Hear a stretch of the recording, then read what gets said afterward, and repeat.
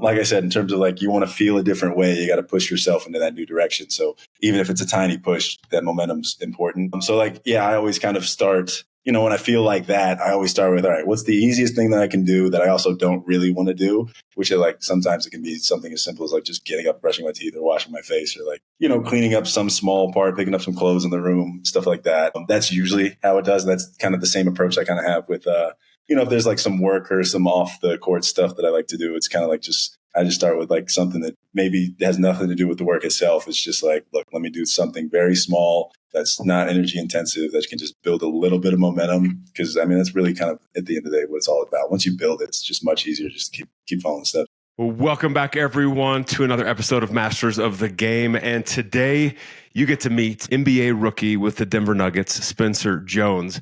Spencer, welcome to the show. Just thank you for taking time. No, man, thanks for having me. I appreciate having this talk. Absolutely. And, I'll say a little bit about your background, then we'll kind of dive in. For those of you not familiar with Spencer, from Roland Park, Kansas, and then won 3 state titles, which I want to talk about a little bit, right? And then had the opportunity to go play for the Stanford Cardinal. You appeared in 146 games in 5 seasons. I believe, if I read right, set the school record. You have the school record for most appearances. Yep. Is that right? Okay, boom. I'm doing my research right. And then now, obviously, you play for the Denver Nuggets. And a cool story, right? Undrafted. You played for the Portland Trail Blazers in the 2024 NBA Summer League, and then signed a 2-way contract with the Denver Nuggets. You played a little bit of G League. Now you've been at the big club, if you will, for most of the season, right? But playing a little bit, helping out the G League team a little bit. So that's just kind of quick background about you. But give me your greatest memory so far from playing in the NBA. Oh man, there's a couple of good ones. The first one would be like my introduction into it, which was preseason, where we went to Abu Dhabi as a team to play some preseason games against the Boston Celtics and stuff like that. And it's preseason games, so like, guys at the end of the bench is kind of like for us to kind of prove ourselves, and so you get playing time in there. And it was great because you got to ride a camel. We had a team trip to Dubai and kind of had a night out with the guys and kind of see, all the little stories and things that everybody talks about the league, and you kind of see it in your own perspective. That was really cool. That was great. Let's see, what other stories do I have a bunch of stories, just like random times I've been called up and down and stuff like that, kind of the grind of the G League, but I figure we'll get into that later on. So I'll stick with that Dubai story so I don't give it too much here. I love that. It's a pretty unique opportunity, right? To be able to go bond with teammates like that right off the bat. Oh no, that was perfect. Yeah, no, that was a great thing to get me kind of settled in and everything like that. And kind of set up my relationships, especially with some of the older guys like DeAndre and Russ, who had us do a couple rookie duties while we were on the trip. I remember we had to do like a karaoke night in front of everybody, and I forget what the song was. It was some like Katy Perry, Taylor Swift song. We had to go up and sing and dance, basically for our food. So yeah, they messed around with us a bit on the trip. So good. You got to, right? You got to. Absolutely. So that's absolutely amazing. Well, and so I look back at your story, right? And again, you have a pretty interesting path to the NBA. So first question I have to ask is, you're sitting in high school. Was your dream like, I'm going to be in the NBA someday? Like, that's my goal, like, or not? Like, what was your kind of mindset, especially at an early age? For me, I kind of like to say I'm fairly realistic, not pessimistic, but realistically optimistic, I guess. All my goal was pretty much with basketball was kind of to use it to get into a great school. I come from a family with great academics. Dad went to Harvard. My older brother went to Penn. Sister to Wellesley. So a lot of great schools. And so you just you're third in line. You kind of just don't want to mess that up. So I figured I was going to use basketball to get my way in there, and I did. And from then on, it was just like I love the sport, and I was going to keep playing and keep it in my life regardless. So it was see how far I could take it from there, and I've been taking it pretty far since. That's amazing. And when you look at high school, recruited by multiple schools, and then you pick Stanford to go to. What was that recruiting process like for you? Yeah. And how hard was that decision? Yeah. Number one, the decision was easy. It was very easy just because you're it's one of the best schools in America, and then you're not losing. 2, it's free. So that beats out all the Ivies. And then, 2, you're not sacrificing any of the basketball competition or anything like that. You're still in a great league playing Pac-12 against future NBA players and stuff like that. So you're not losing anything. So it was pretty much a no-brainer for me. In terms of the high school recruiting, that went a lot a bit different than a lot of people. I was not a highly touted recruit. I mean, despite winning those championships and going to a high school that has produced even other NBA players, you kind of have to build your way up to get that starting spot. I don't think I didn't get the starting spot until about junior year. And senior year is kind of my own team and everything like that, and that's where it started to blossom. But even AAU and stuff like that, I didn't go for the shoe company team. I went for the independent team, and that was great for my development. But I probably should have switched around junior year just for that exposure because I was a little bit of unknown and stuff like that. And so basically, my senior year, I just my parents were like, we didn't quite like the offers we had from a school sense, and even somewhat from a basketball sense. So they were just like, look, we're going to do the Common App. You have great grades. So we're going to see what schools you can kind of get into just based off that. And then, you'll take basketball if you can get something equivalent or better. So that was kind of the mission going in. And so we're at finish out the season. The best look I had was Northwestern, but they ended up going with a different guy. So I was actually planning on doing a prep school year just because I knew I was good enough and I was still young for my age and stuff like that. So I figured this would help me, get some of that visibility that I was missing. So because of that, I did plan on doing an extra year of AAU. And I just go out and do one more tournament. A bunch of coaches find out about it. So a bunch of top schools are there. A lot of those top Big 12 schools. I know K-State, Iowa State, stuff like that. Yes. We're there, and this was like a 8:30 a.m. game on Saturday. So it was they were definitely there to see me. Have a great weekend. Recruitment explodes from there. Get a lot of those Big 12 schools, and then as weeks come down, and Stanford gets a little bit involved. They offer me they don't offer yet. They take me on a visit, and I hadn't been on too many visits then. So I wasn't accustomed to the fact that they, maybe practice with the team, which they don't usually do on a lot of visits that they plan on offering you, pretty much regardless. Yes. It's just celebrate you and show you everything off. No, I actually had to practice with the guys, and I did well. So after the practice, they gave me the offer, and basically told me I was trying out for it. So I'm kind of happy they didn't tell me that beforehand. And yeah. I know, it was kind of insane. And then, it's funny. Harvard was in the mix. My dad obviously went to Harvard, so he was kind of pushing for that, but there was no equivalent academic schools pretty much, and one's free and one's not. So it was a pretty no-brainer for me. Yes. I took that offer only a couple weeks before I graduated from high school. And so on my pamphlet, as I was walking around the stage, it still said undecided, even though by then I think I just committed a few days before. So very last minute. Was that stressful for you?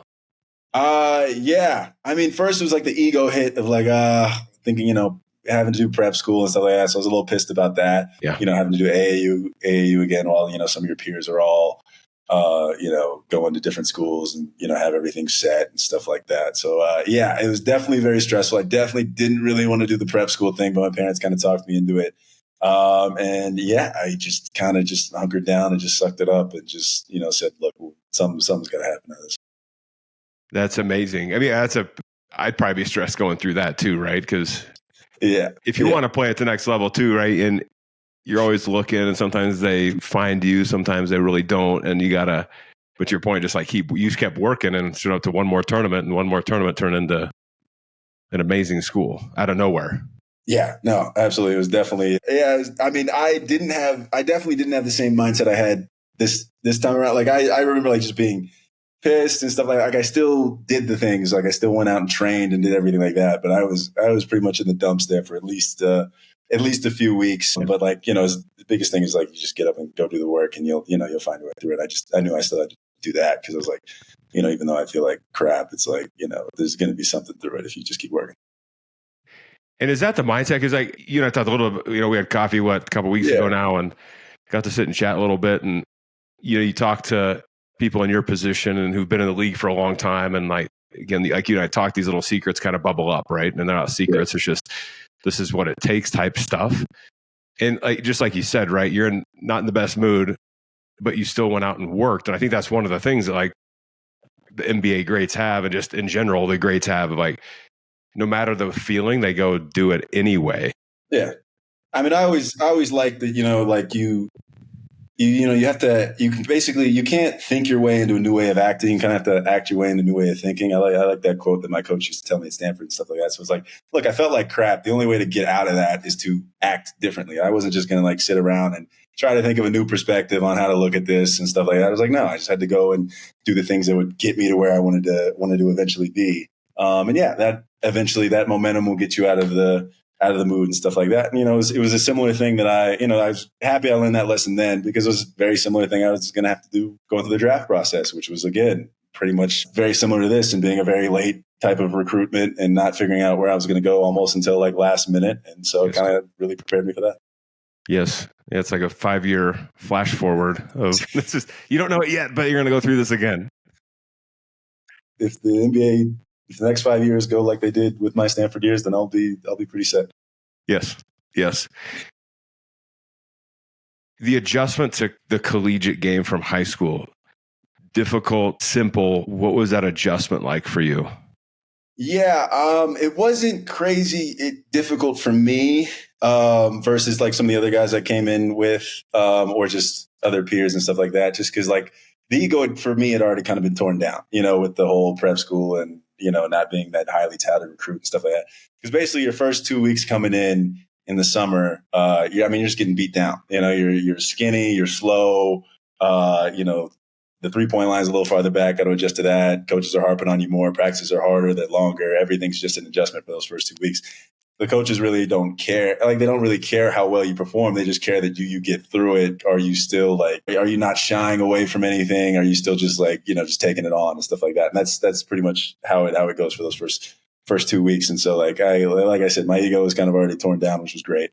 And so that was easy. That was easier to handle. Still hard, but easier to handle. And stuff like that. And yeah, I remember like the guy I came in with, Tyrell Terry, who ended up going to the NBA. Yeah, it was just us two on the basketball team for that summer because the other two were walk-ons and weren't there. And he was all right, like beyond those 2 weeks, I think he was talking about like redshirting. For context, this is the guy who averaged like 14 points his freshman year and ended up being a one and done. Like, that's the kind of beating those first 2 weeks are kind of like. So amazing. And so let's talk ego for a minute, because ego can be good, ego can be bad. Yeah. And what are your thoughts around ego? Because again, it's that yin and yang, good and bad, good versus evil, right, type thing. How have you managed your ego? And instead of kind of taking it away, but what would it have done to potentially derail you, or what do you see like where it starts getting on that slippery slope a little bit? Yeah, you have to know, when it's time to like learn, when it's time to perform, and that's basically where you take your ego. Because when you're in when you're freshman year in a learning position, like, yes, the ego can help you in terms of being like, hey, I'm on par with these guys. Like, because it is in a sense a little bit of evaluation in terms of like where you set up, but also it's like, look, I got so much to learn.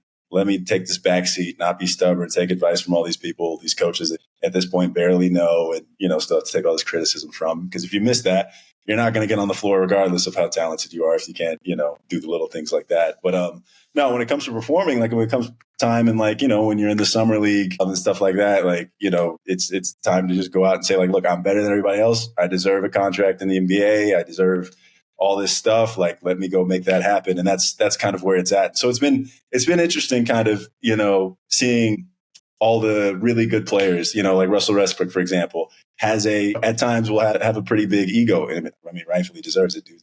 Dude's been amazing throughout his career and is still great now. Yes. And just done amazing things for us. And just seeing like how irrational kind of some of his thought process are. The funniest thing sometimes is that he can be a little stubborn in terms of like when coaches, and he'll always voice his opinion for our game plans and stuff like that. And there's sometimes where he disagrees with the coach and stuff like that. And he'll just be like, that's impossible. Can't do it. That's impossible. It's just like, he'll just shut it down immediately. And like, I mean, he's a great defender, has great instincts and stuff like that. So I trust what he says and everything. But yeah, stuff like that. But like to get at that level, you do have to be that irrationally, have that irrational ego. Just because like, look, if you go and miss, I have games where I've started the game 0 for 6, the rational part of you would say, probably not your night, stop shooting. But it's the irrational part that's going to keep you going. And, I remember that same game, I went like 4 for 5 in the second half and, scored 18 in that half versus, the 0 in the first half. And so stuff like that just makes you more resilient. So it's just a balance on, whether is this time to learn or is this the time to perform, to kind of let your ego go. I really like how you describe that. I think that's a really good way to look at it, because at the end of the day, when it comes to performance, it's that, do I have that confidence in myself, right? Win, lose, or draw, make the shot, don't make the shot. I'm prepared, I'm ready, done it before, do it again type thing. Absolutely. What was the best team you played for in college? The best team I played for or against? Because I only played for one team. No, 4. So like you had 5 years at Stanford. Yeah. Does one team stick out over the other, as far as not necessarily championships, but just like the locker room, the way you played together? Does any team stick out over another one? I'll never forget the COVID year. I'm trying to think if that was 20, because we had like kind of a year and a half of dealing with that. Yeah. I'm trying to remember. It was the 2020, the 2021 year, especially just because it was like everything we went through, having to basically, move an hour away from campus because we couldn't practice on campus anymore. That off season, even we had to train outside, so we would use it. We would go to the tennis facilities, and they'd bring like roller goals or whatever, and we'd be shooting outside of the tennis courts. And if it was windy, it was like, hey, it's funny. It was like, I remember it was a windy day, and like we do our shooting drills where you have to take like 100 threes in a certain amount of time, and they track it and stuff like that. I'm like, why are we tracking this? You can see my shot like blowing off to the left. Yeah. What? Yes. Like I'm me. I've been here for 2 years now. I'm going to shoot better than like 50 out of 100. Yet it was whatever. Anyways, yeah. As you deal with that, and then we're staying in Santa Cruz for like a month and a half, playing at the Warriors G League facility. Was kind of giving me a glimpse of the G League, and I wasn't excited about that based off that facility. Yes. And it's like you're isolated. You had your own room. I mean, like, yes, you had your teammates, but we still tried to stay away from that. And so it was just kind of like what we kind of did. Like, I mean, we'd all try to figure out, ways to sneak out and hang out with each other and, celebrate the small wins just intimately with ourselves because, look, you didn't have any fans. It was just the same people. And I really got to know my teammates a lot. And I really, like, some of them really became great friends then just dealing with that because they're the same people you met with. And we did a lot of team chemistry things just because, like, look, the team's it really is the only thing you got right now. So that was, from chemistry wise, I'll always remember that year. Stuff like that, even though it wasn't our best year, although we had a chance to make the tournament and stuff like that, but it was just so much going on. Yeah. Well, that's a tough, through adversity, you grow, right? As they say. And no, we definitely grew. That's my gosh. That's the ultimate test. Those couple of years for sure. Oh, absolutely. That's wild. The funny thing about that years is where I finally figured out what to do with my hair. Cause it was, I'd had short hair all through high school cause my mom would never let me grow it out. And then finally started growing it out, but had no idea what I was doing with it. I remember, gosh, I have this one picture. Maybe I should send it to you. I used to have a flat top. I got like a flat top because I messed up. I didn't know what to tell the barber, and so we ended up turning it into a flat top. It looked terrible. I also had a tooth missing that year too because I was getting an implant finally. I looked crazy. I was like, thank God it's COVID. Thank God there's nobody around. It was like that was my time to figure out what the hell my appearance was going to look like. So that was a good learning curve. So you grew up, and then you showed up at home, and exactly your parents have some sort of reaction. Yeah. I mean, my mom kept texting me, cut that stuff off. But yeah, that's so good. She's not going to come out, so I was like, you can't tell me anything. That's so good. It's important growing up years, right? That's funny. Yeah. That's funny. So to walk me through,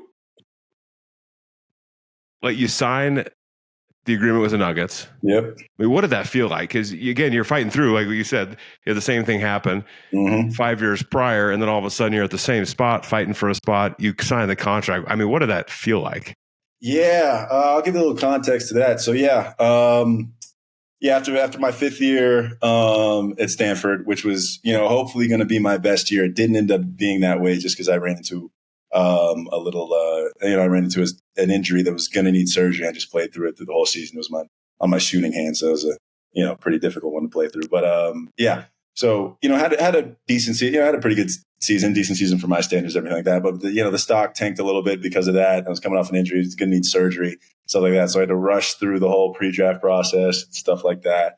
And so you're a little worried here and there. I knew I was in two-way range and stuff from feedback and stuff like that, maybe even late late second round pick, and stuff like that. So, it's just, again, just kind of fighting for, even though I thought I was, even though I knew I was talented enough to be there, because all the guys who were getting drafted, stuff like that, all guys I played with and stuff like that. Yes. So, it's, like I said, similar situation. So you're fighting through that basically. And then, I remember I go in, obviously didn't get drafted, but had teams kind of reach out for two ways and stuff like that. And the great thing about being in two ways, you can pick your situation and stuff like that. And so there were a few there available, but I was like, my agent and I looked through it and we're like, situationally, we're like, all right, let's hold off summer league. You'll play a little bit there, and these opportunities should still be around there and stuff like that. So go with the Portland stuff like that. And then the funny thing is, I didn't really even play that many. I barely played in summer league because the Nuggets came around that time. All right,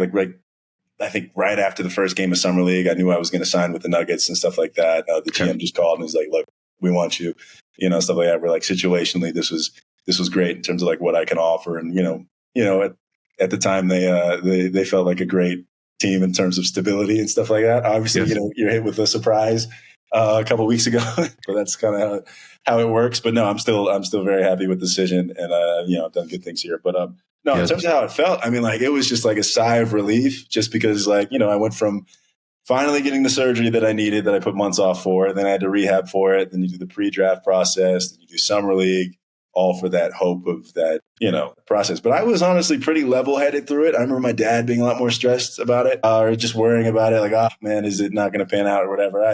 I mean, at that point, I was like, look, if it pans out, great. If it doesn't, like I said, my whole vision for the basketball was to get that degree from a great school, and I got that. Yes. And I was, I still probably would have gone overseas, or just gotten the G League straight out, and Yes. had fun doing that. But I don't know, I had a much more worldly perspective on it, so I wasn't crazy stressed, and it was just like, look, just put the head down, go through the work and kind of see what happens from it.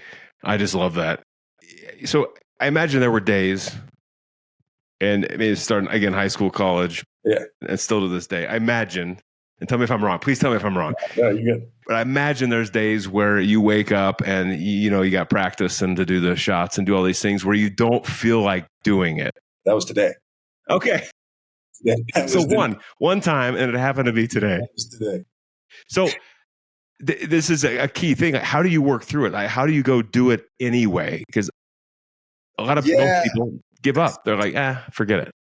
Yeah. I mean, for me, I track, at least now. Like, I started journaling a little bit in my last 2 years of college, and that's kind of formed into different things for me and stuff like that. So like now I kind of I like to track my days in terms of like right now I'm kind of doing, I kind of actually started this experiment, which is, it's almost over now that the season's over, but it was like, I tracked consistently kind of like how I felt during the day, like in terms of like how I felt I was doing.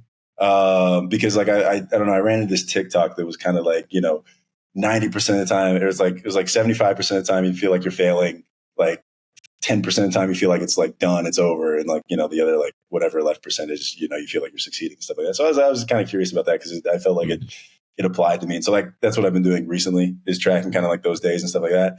And I did that before, just in a different sense. And that kind of helps me stay consistent in terms of like, look, for me, it's kind of like that motivation to be like, look, I have this track record here of doing everything right. I don't want that to slip. So that's one thing I've done. Another thing is like, to me, it's all about momentum. Like I said, in terms of like, you want to feel a different way, you got to push yourself into that new direction. So even if it's a tiny push, that momentum's important. So like, I always kind of start, when I feel like that, I always start with, all right, what's the easiest thing that I can do that I also don't really want to do?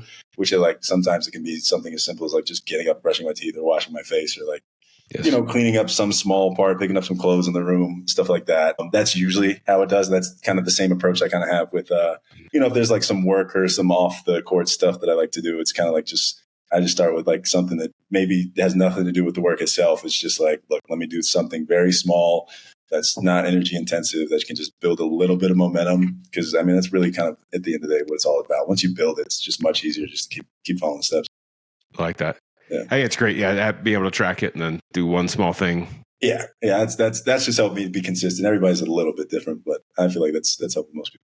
I think that's huge. I think I told you when I talked to Jason Terry. Yeah. I mean, he told that they'd land somewhere and the flight would be late. Uh-huh. He's like, where do you think the first place I went was? I'm thinking bed. I don't know. You're tired. Yeah. And he said, no, we'd go straight to the gym. That's great. Because I needed to do my shots. Yeah. And then we got at that kind of why thing too a little bit with what was his motivation, stuff like that. And again, you see like what you're doing, what Jet, what, again, all these individuals we get to study, they just do things a little bit differently, right? It's those small little decisions that make the biggest difference. Yeah, no, absolutely. Yeah. And like, I get that part with Jet a little bit. Cause like after the plan, the first thing you want to do is like go to bed or sit down and stuff like that. So like one thing I've been really intentional about is like, after a practice, you come in, I'm coming into the room, like first, obviously, the first thing I want to do is sit down and like lay in my bed. And then, that's where you've kind of lost all your momentum there immediately. So it's like, I try to, still not great with it, but like try to take a moment before like I sit down or like take a break. Like what do I is there anything I need to do? Just kind of like take that moment before like I cease all the momentum I just had in the day. So that's also kind of helped keep me on track with certain things. That's good. As you're falling back on the couch, try to stand up real quick. I'm okay with losing all momentum right now. And I got nothing else to do. That's true. NBA, is it a similar game to college? Is it way different than college? What are the biggest differences people wouldn't know about? Yeah, it's definitely different. Like the approach, how it is. I mean, the biggest thing like you'll notice from college is like the practice, number one, in terms of like actual team practice. I mean, we're doing it this week because of playoffs, and that's different. That gets a little bit more like college in terms of preparation. But regular season, it's all about maintaining the bodies. I mean, you'll play 5 games in a week sometimes. We had that happen twice. And so it's really just film, walk through, and and then you're going and playing, and then that's kind of it. I mean, like for guys into the bench, you do some more workouts and stuff like that to stay in shape and stuff like that. But the guys playing, that's pretty much it. It's all film. It's much more mental part of the game and stuff like that. And it's 82 games versus 40. So like, I mean, obviously everybody takes it seriously, but it's like you lose it, you lose the game, you move on because you got the next one the next day or the day after and stuff like that. That's the big one. But coming in like to start, like when I came in the summer and stuff like that, one, you just notice the pace. The pace is insane. Athletes are going all over. You learn about you really get to see the value of like vertical spacing in terms of like how, what that means for like guys like DeAndre Jordan to really have a guy who can like, throw it like 10 feet above the rim and he can still catch it, and what that does to stretch out the defense and stuff like that. And you really understand why, kind of like why, why it feels like it's so easy for guys to score and stuff like that. Cause like the floor is so spread out. There's so many like little things. There's so many like little things that players will do in terms of like drawing fouls or getting defensives to shift and stuff like that. That's one thing I've had to learn being because I'm typically thrown in the game for my defense and stuff like that. And I'm a physical defender. And it's like having to learn not to use your hands because there's so many of these moves that these guys do specifically to draw fouls. I mean, they'll score off of them too and stuff like that. But like it's so many of those little things. And it's honestly just stuff like that. It's like, I mean, there's a million things I could go into with that I've kind of learned throughout the year, but it's kind of crazy.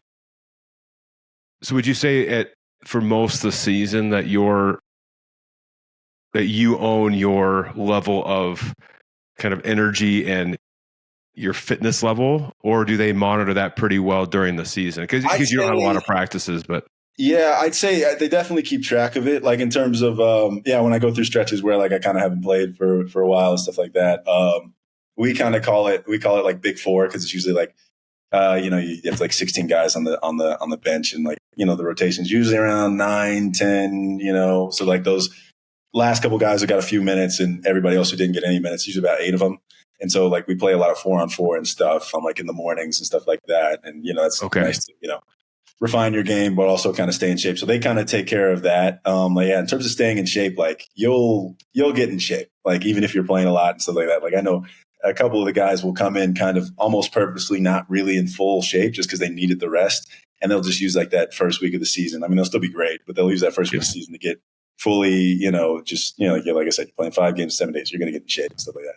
So that's huge. The energy stuff though, like this isn't college. They're not going to teach you that anymore. If you have it, great. You don't have it, you're sitting down, especially at the end of the bench and stuff like that. So it's stuff like that you're an adult now. You should be able to manage and all that stuff and kind of, like that, your recovery, everything like that. Like you'll get incentives to do it, but like, look, no one's gonna drag you anywhere. So you kind of got to have all that stuff set.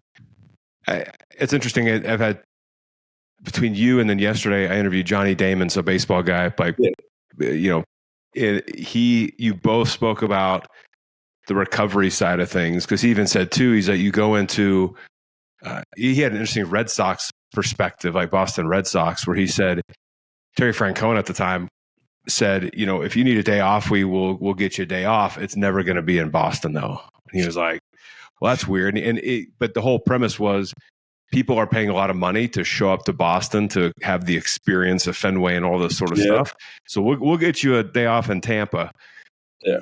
But here you're going to play. But he talked about, just like you said, especially the off season for him, he needed 18 years in the bigs too, right? So he needed to rest his body afterwards. So he said he saw some guys, season would end, they'd be in the gym 5 days a week. And he's like, no, that's not for me. My body needs to recover and I need time away from the game. Everybody's a little different. I've never seen Nikola during season work out longer than 15, 20 minutes. It's very detailed, very it's not like he's BSing through it, but it's just very detailed. I need to get off my body. I'm playing 40 minutes a night.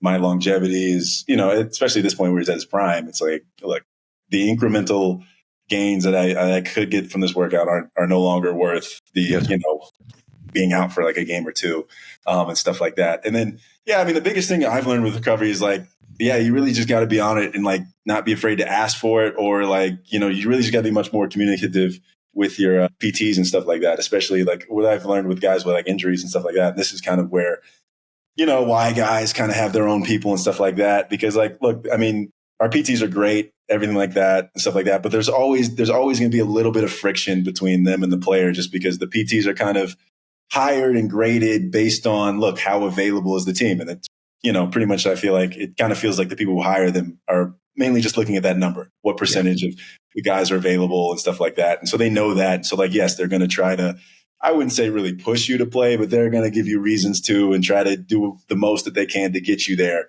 And it's if you don't want to play, you just have to go out and say look, I'm injured. It can't happen. And you just kind of get sometimes you just got to put your foot down because I completely understand it. That's how they're graded. That's how they're doing that. And they're obviously not going to put you there if they ever feel like you're in harm's way, but there's always friction there and stuff like that. And that's why guys kind of get their own people and stuff like that. Just because, look, when you don't want to make those decisions when two people have two different incentives kind of a little bit in some sense, but that's how it is everywhere. That's just kind of how it is built in the system and stuff like that. So that's been one interesting thing to kind of see and navigate. That's fascinating. Do you have, I'm going to stay on recovery route for a minute. Yeah, go ahead. Nutrition wise, do you have a pretty set regime of what to eat, when to eat? Are you pretty strict? Are you pretty laid back about it? Where do you fall on that spectrum? I definitely eat very healthy. I don't think I'm strict on exactly what. For me, it's just it's basic. I don't want to really ever track my food. I don't want to, have to weigh it and stuff like that. I just want to be if I'm hungry, I want to eat. And, and if I'm gaining weight, all right, we'll tailor it. Or if I'm, not gaining weight, depending on what my goals were. Yes. But for me, it's just kind of whole foods, keep everything stocked in my fridge is whole foods and stuff like that. I don't really have hardly any snacks. If they are, they're kind of protein snacks and stuff for the morning. So that kind of keeps me from doing all that stuff. And that's kind of just how I tailor it, stuff like that. Other guys are some more lax, some as they get older, they definitely get much more strict. I know DeAndre Jordan is my locker buddy, has a crazy routine on what he takes in. And he doesn't actually even eat the meals at the facility. He has his own chef and everything and brings it in for game days and stuff like that. I know he drinks a certain amount of beet juice before the game. And it was funny. We went to a movie this week. It had a little private screening and stuff. And as we were getting popcorn, he's calling his nutritionist, asking her how much popcorn he can eat or if he can put butter on it and stuff like that to meet his goals and stuff like it was hilarious. It was funny. He was fortunately able to get a small bucket of popcorn. A small bucket. He had 3 kernels. It was delicious though. Something like that. But it's a varying degree in terms of nutrition. I wouldn't say any guy's terrible, but you're working out a lot and stuff like that. A lot of these guys have crazy genetics, so I don't think it matters. Right. But I am not one of those. So I try to eat very healthy while also, making sure it's sustainable. And making sure I have because that's one thing in college. I remember there was a minute where I got really strict on what I was eating, but the change was a little too drastic in terms of one, it wasn't just sustainable for my lifestyle and I wasn't going to enjoy it. 2, it was, I just energy levels dipped dramatically, or at least I felt it in that first week or two. And so do something like that. you kind of got to do it gradually or slowly, or at least take into account, what you're not getting in, or, what you're missing. Yeah. Check in with me here in, was it next week? I think I'm starting this macro accounting thing. So there we go. I'll let you know how that goes. Yeah. Should be interesting. Yeah. I want to enjoy my good metabolism while I'm young. So, my goal is literally to get as quick as I can in the first 2 weeks, have a set schedule where I eat the same thing over and over again. Because I eat at Chipotle almost every day for lunch. But I'm going to figure out what do I need based on my goals. And I'm just going to repeat just because that's going to be the simplest thing for me, the way my head works. So it'll be interesting. Who's been the most influential teammate you've had with the Nuggets so far? It's definitely between Russ and DeAndre. They've been great vets. I've been around them a lot, especially with some off the court stuff. Russ has given me some stuff. I'm like, I just pique their interest on kind of what they do for investing and stuff like that. And obviously, it's usually not what they hear from a young guy.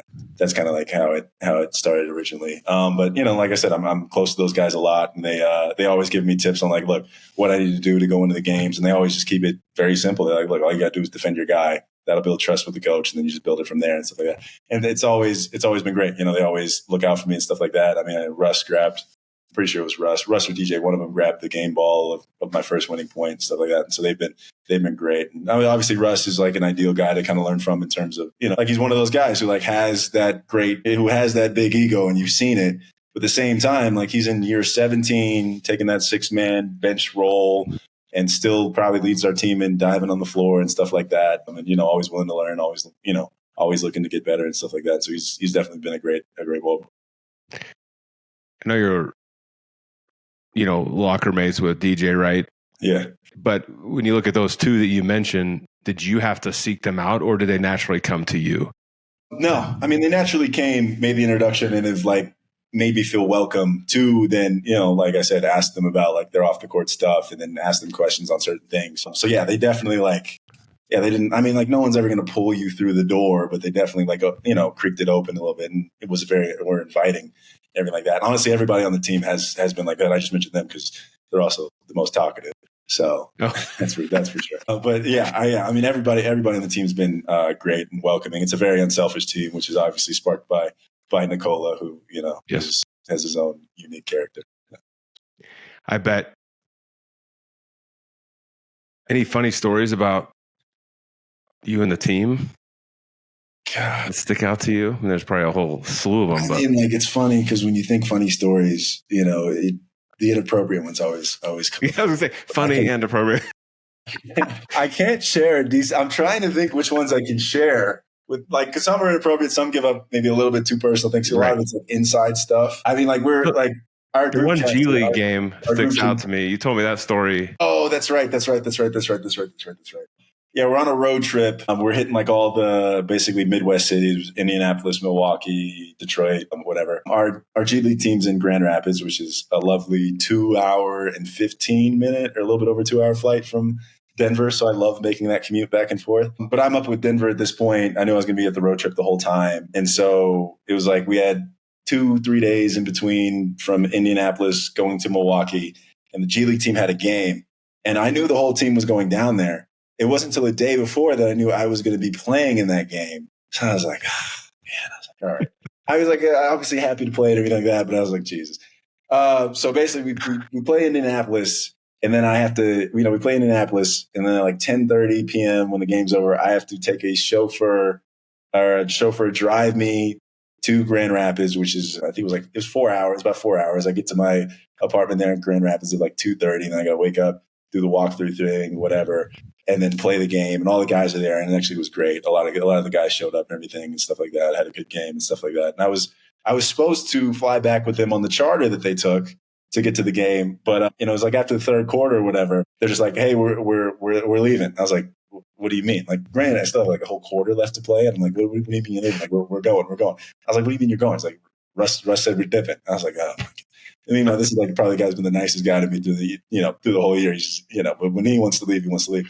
And so he leaves. I'm like, how the hell am I going to get back? Because obviously I got to go meet back with them. I'm like, oh, shoot, I got to take another 4. So then I basically have to take, after that game, go right back to the apartment, pack up my stuff, had to take another 4 hour trip to meet them in it was either like Detroit or Milwaukee, and get ready for that game the next day. And I was like, versus I think it was like a 25, 30-minute plane ride and a private jet with food and everything. I was like, showed up at 2 a.m. again. And I was like, all right, yeah, that's, no love lost. No love lost out here. Right. Exactly. Hopefully, I'm sure they tell you maybe it's a rookie thing, but they just wanted to go anyway. I mean, it was a little bit of both. It was that. I mean, the fact that I was a rookie, they had zero remorse for it, for sure. Good point. Zero remorse. They're just making you resourceful, right? Yeah, kid will figure it out. They'll figure it out. Yeah, that's so good. I had to use the rest of the couple of days really catch up on some sleep there. I imagine. Well, I know I'll be aware of our time here. We have a little bit of time left, but let's talk the mental side of the game a little bit, right? I talked before about kind of mental toughness and what it takes and overcoming adversity and all those sorts of things. What advice would you give?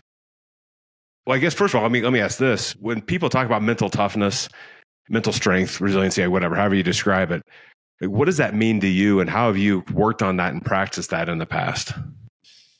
Yeah, I mean, the mental strength is, kind of what we talked about. Despite how you're feeling, are you able to have consistent action? Like that's pretty much what it is. That's why I kind of keep track of this, because it kind of reinforces me that confidence that I have it.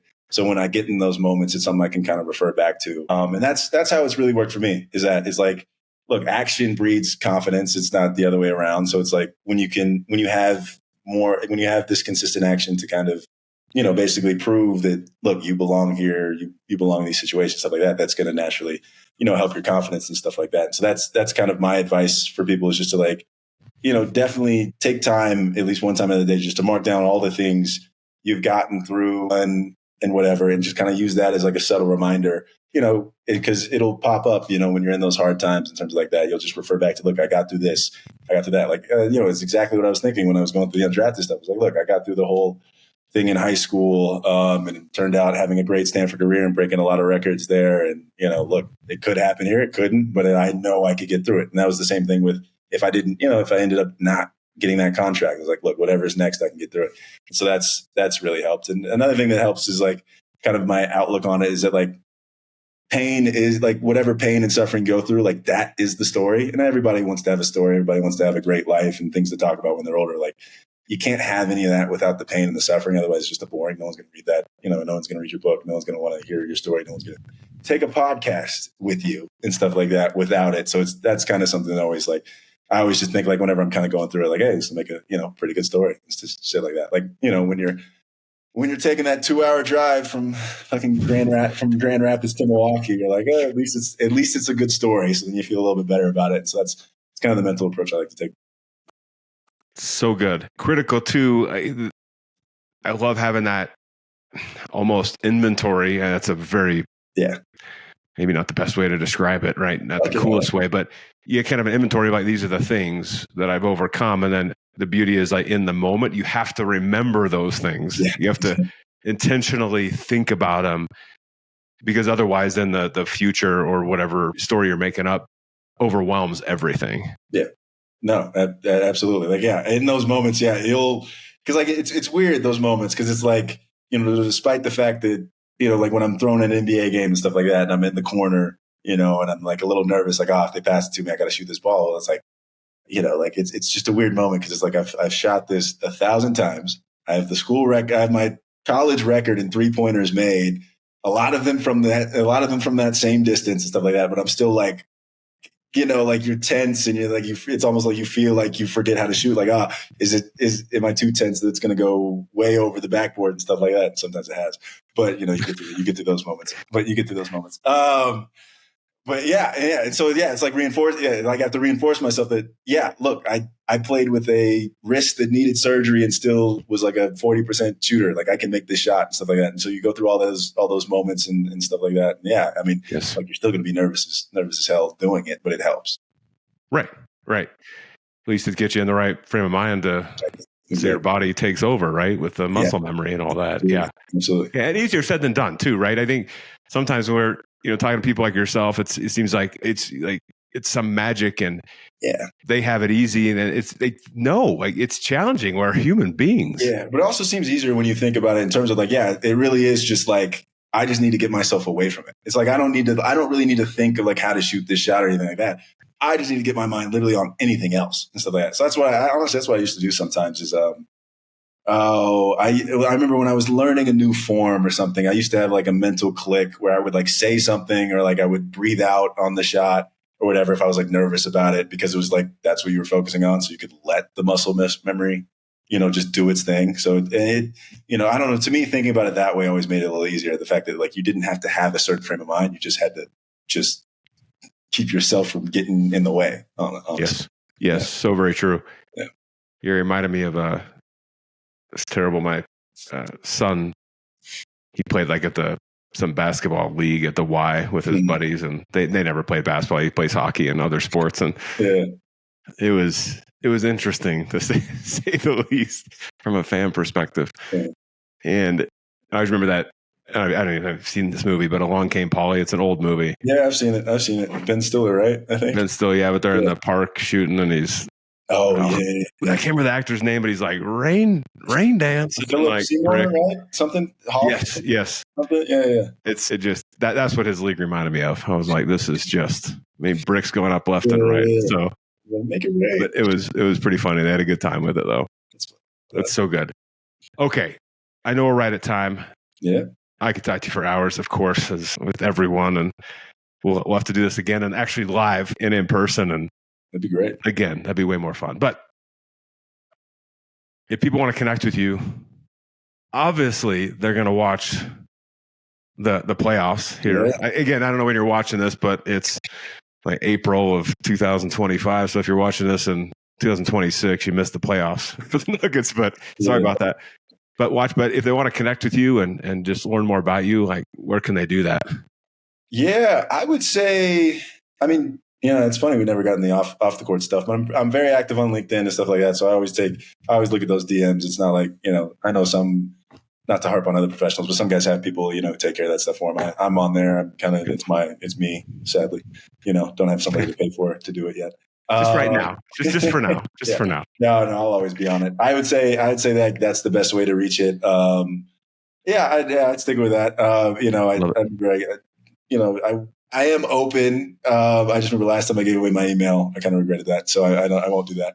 But I would say, just reach out to me on LinkedIn. I always do stuff like that. I love, I've even connected with a decent amount of people, kind of asking for advice and stuff like that on there. Yes. So it's kind of been nice to do that. So I'd say. And I'll tell everyone, I recommend following you on LinkedIn, right, or connecting, because you do have great posts, very insightful.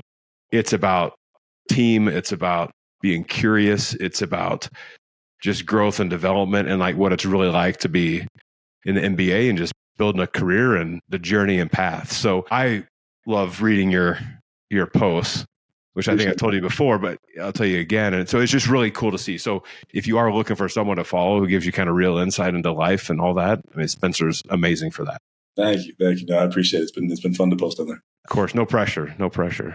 I'll be fine. I already got some drafts. Ready, so I'm at least good for the next week. Perfect. That's perfect. Just stay a week ahead. I love that. Well, thank you for the time. We'll stay on for another minute, but I want to say as we shut this down, but thank you for the time, Spencer. It's just awesome. No, this was a blast. It was definitely one of the better conversations I've had in a long time. That's awesome. Well, everyone watching, listening right now, I want to thank you as well for watching this episode with Spencer. And, as I say, every one of these episodes, right? Take one thing, put it to action. It's just what Spencer said. Like action breeds confidence. Action eliminates overwhelm. Action eliminates fear. It's about taking that action that is huge and take one thing he said and just take one step with it, and you'll see a massive difference. So please share this episode with your family, friends, teammates, coaches, strangers on the street, whoever you need to spread the message about Spencer and what we're up to here. And thank you for your time. We'll see you on the next Masters of the Game interview. Bye, everybody.